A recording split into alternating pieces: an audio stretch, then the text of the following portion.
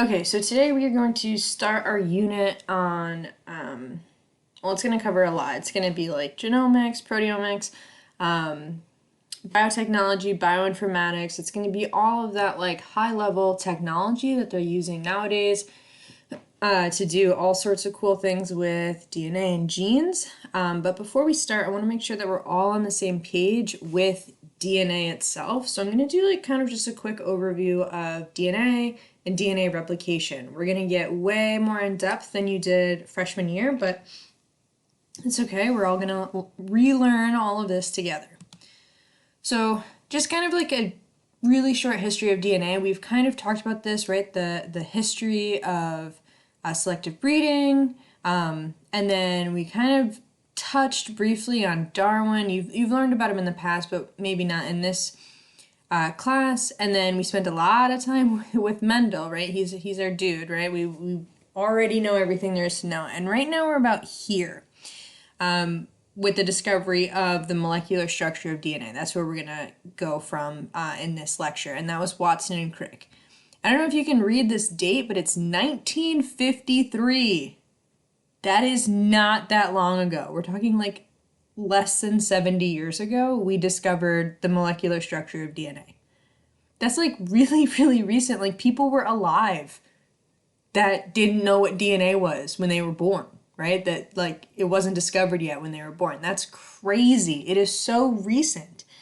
And from here, we're just going to continue moving. We're going to get into proteins. We'll talk about that too in this class. That's like the next thing that we're going to talk about after DNA.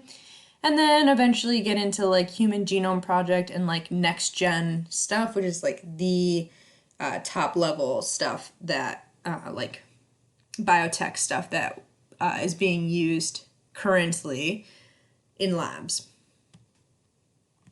So basics of nucleic acids. So nucleic acids are DNA, right? A nucleic acid is DNA and RNA. We're going to focus mostly on DNA.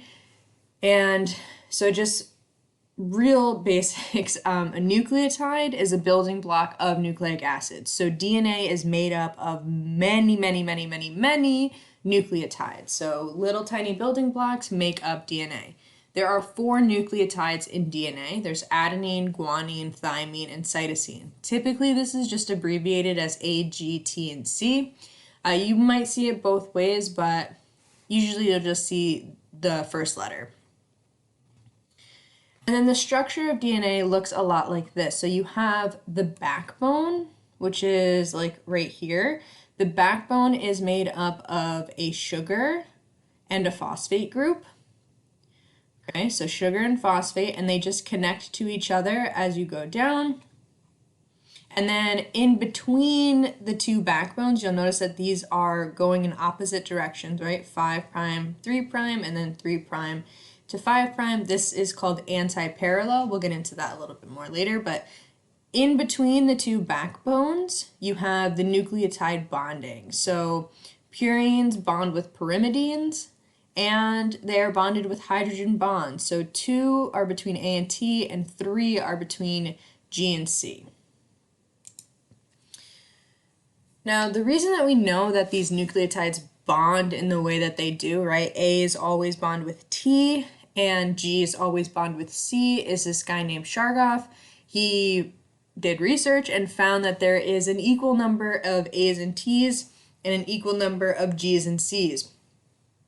Based off of his research, he was able to determine that A's will always bond with T in DNA and C's will always bond with G. That's just the way it is.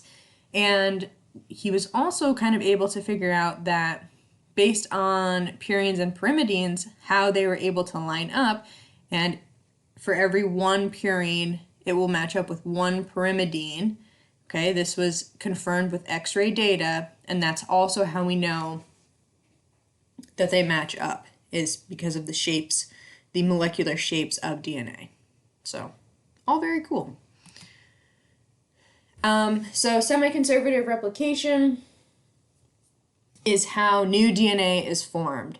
Basically what this means is you have a parent strand of DNA, it will separate and prepare for replication, and it will create a second new strand, a daughter strand, a new strand of DNA opposite of it, right? So you start with a parent, it splits, and then you have this light blue daughter strand forming with the original parent half, and then a second daughter strand forming with the second original parent half, and you get two new strands of DNA, but they are half new, half old. So semi-conservative, okay?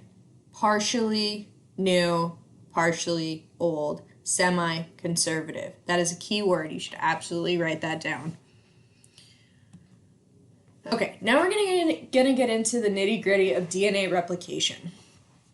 So you might remember a little bit that DNA opens up, it's unzipped using an enzyme, and then new DNA gets added to it, and then that's it, new DNA, right? Well, that's not all there is in this class. So there is a little bit more. We're gonna learn a little bit more about the enzymes involved, and we're going to learn a little bit more about the leading and lagging strand that gets built to form these new DNA pieces.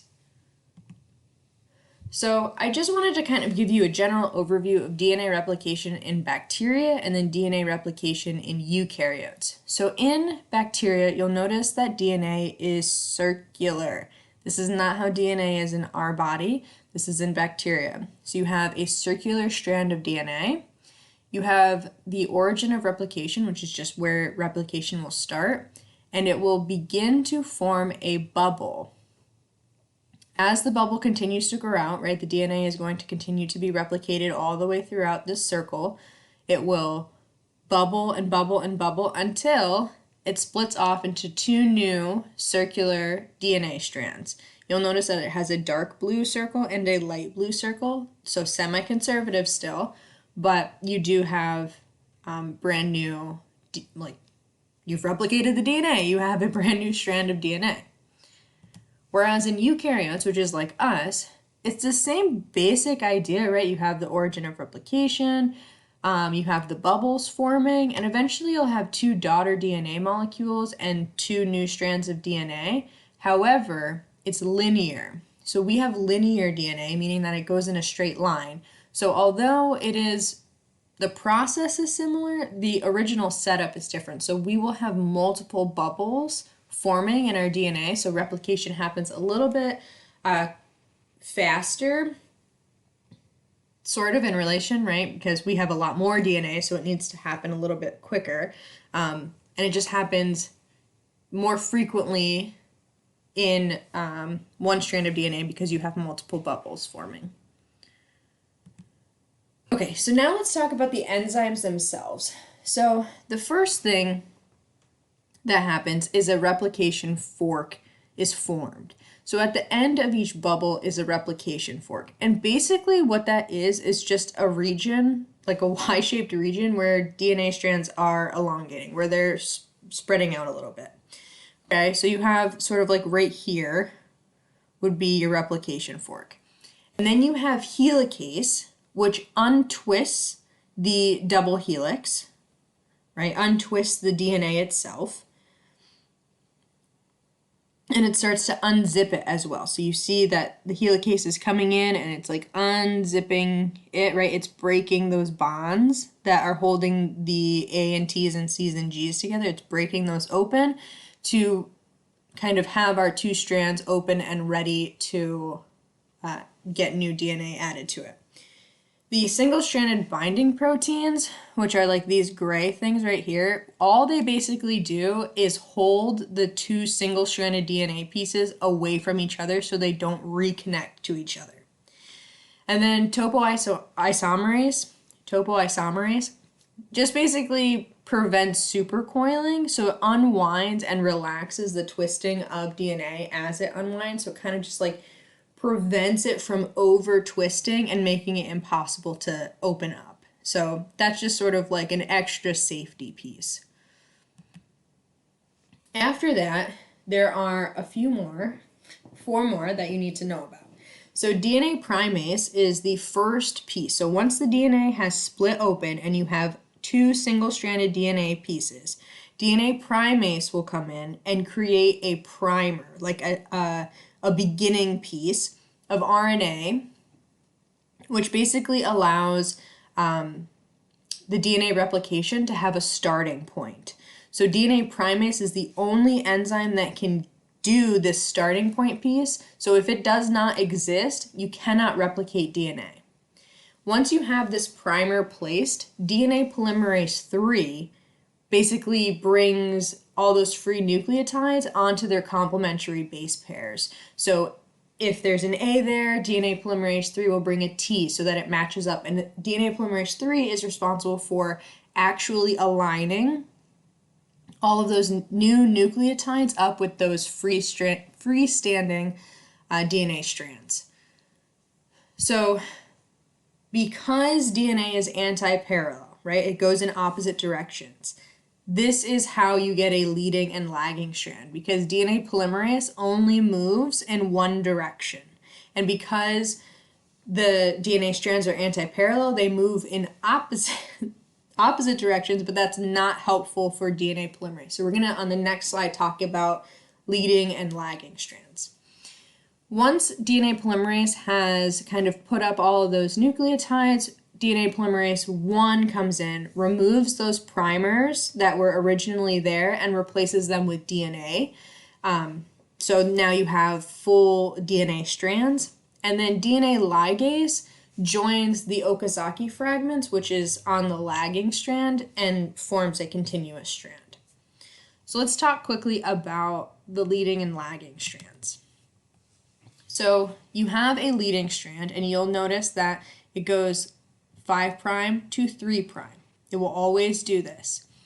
So when you have the leading strand, DNA polymerase is able to move continuously all the way down it, right? It will always move 5' to 3'. It's a continuous piece. It's really easy and smooth. However, on the lagging strand, to move 5' to 3', it has to go this way. And it will do so in chunks. And so every time the DNA unzips, the primase will make a new primer, and then the polymerase will add a new chunk called an Okazaki fragment. And so it kind of like continuously chunks as the DNA unzips. But the DNA unzips at its own pace, so you don't have this nice continuous strand like the leading strand. Instead, it's broken up into a bunch of little pieces. And then eventually, DNA ligase comes in and connects all those pieces together, so you do end up with a nice continuous piece. But while DNA replication is happening, you are forming what's called Okazaki fragments. It's called Okazaki fragments because, shocker, the person who discovered it was actually two people, husband and wife, and their name was Okazaki. This is just a really nice image of what's happening. So as DNA is unwinding, you have helicase, which is separating it, and then you have the leading strand up here where you have, DNA polymerase 3 nicely creating a nice continuous piece as it goes, and then you have DNA polymerase 3 on the lagging strand doing chunk, chunk, chunk, chunk, right? And then DNA polymerase 1 removes those RNA primers, and then DNA ligase connects those fragments together to make a continuous piece. Okay? The last bit we're going to talk about is proofreading and repairing DNA. So sometimes there are mistakes, as always, right? It's okay to make a mistake as long as you fix it.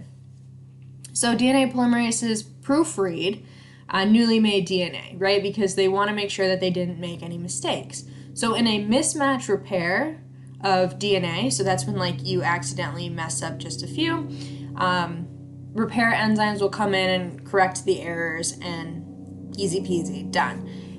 DNA, though, can be damaged by exposure to like chemical or physical agents like x-rays or radiation or cigarette smoke or anything like that.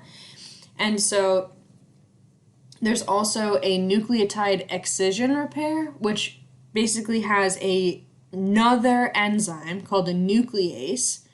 So a nuclease will come in, cut out the wrong piece. So see, you have a mistake here. The nuclease will come in, cut this whole piece out because that's where the mistake is, and then DNA polymerase will come back in and replace those nucleotides, and now you have a nice, wonderful new piece of DNA, and DNA ligase makes sure that it's all connected. So that's how you proofread and repair any mistakes that you made in DNA. As you get older, your body doesn't catch all of those mistakes all the time, which is why sometimes mutations get through because your body is just a little bit worse at catching mistakes.